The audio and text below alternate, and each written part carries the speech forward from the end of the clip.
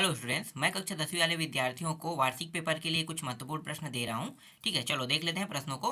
तो देखो, पहला प्रश्न यहाँ पे क्या है, सही विकल्प चुनकर लिखे। ठीक है, 5 प्रश्न आपको देखने को मिलेगा और इन पांचों प्रश्नों में देखो, पहला जो है बहुत सरल है। बहुपद पूछता है, गुणनखंड क्या है, तो क्या करना है भाई, एक्स का वर्ग है तो 64 भी क्या होगा, 8 का वर्ग होता है, तो एक्स माइनस 60 जो है इसका उत्तर रह जाएगा, क्योंकि दो खंडों में बढ़ जाएगा। ये गुणनखंड का मतलब दो खंडों में बंटना होता है। और ये साइन स्क्वायर 47 और कॉस स्क्वायर 47 और दोनों किस में है, देखो प्लस में है ना। तो क्या होगा, एक होगा, सीधा इसका मान रख लें एक। अगर 47 की जगह थीटा रखता हूँ तो सूत्र में क्या होता है, एक होता है ना, तो 47 की जगह थीटा रख लो, ऐसे ही एक आ जाएगा। कई तरीके निकालने के।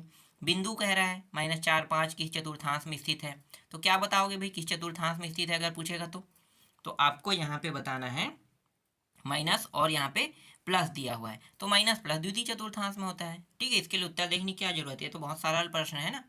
और ये प्रश्न देखो, यदि सावधि जमा खाता में ब्याज की गणना तिमाही आधार पर की जाती है तो वार्षिक 4 बार दिया जाता है। अगर तिमाही आधार पर करेंगे 4 बार, एक माह, एक साल में कितने माह होते हैं, 12 माह, और हर 3 3 माह में अगर दिया जाए तो कितने बार पटाएगा, 4 बार पटाएगा ना। तो वैसे ही आपको दिमाग लगाना है, एक चौथाई लेना है। अगर 6 माही कह दिया तो आधा सोचना है। ठीक है, यहाँ पे आधा भी दिया हुआ है। ठीक है, समझ में आ गया, दोगुनी आधा, तो दोगुनी लेना है, आधा नहीं लेना है। अलग अलग तरीके से प्रश्न पूछा जाता है। समरूप त्रिभुज की संगत भुजाएं क्या होती है, संगत भुजाएं जो है समानुपातिक होती है। ठीक है, देखो रिक्त स्थानों की पूर्ति वाले में समांतर पूछा 3 5 7 9, इसके बाद सार्वंतर क्या आ जाएगा, 5 में 3 को घटा दो, कितना आ गया, 2 2, इसका क्या सार्वंतर है। किसी घन के पृष्ठ विकर्णों की संख्या कितनी होती है, पृष्ठीय विकर्णों की संख्या 6, मुझे लगभग 12 या 12 होता है। हाँ ठीक है, यहाँ पे उत्तर 12 दिया है, क्योंकि एक में 2 रहते हैं तो 6 पृष्ठ 6 दूनी 12। ठीक है, इस तरह से आंकलन लगाते हैं। ठीक है, √2 एक क्या है, अपरिमेय संख्या है, मुझे तो स्पष्ट पता चल गया अपरिमेय। पाई है अपरिमेय, ये जो थीटा है ये सब अपरिमेय है। बाकी बटा में है वो कोई भी अपरिमेय नहीं होता है, बस √ ना लगा रहे। इसी तरह से वृत्त के बाह्य बिंदु से वृत्त पर खाली स्थान स्पर्श रेखा है, तो कितने स्पर्श रेखा होते हैं, 2 ही रहते हैं ना। वृत्त की सबसे बड़ी जीवा क्या कहलाता है, व्यास कहलाता है। दो समरूप आकृतियों की माप में विशेष अनुपात होता है, ये सत्य है।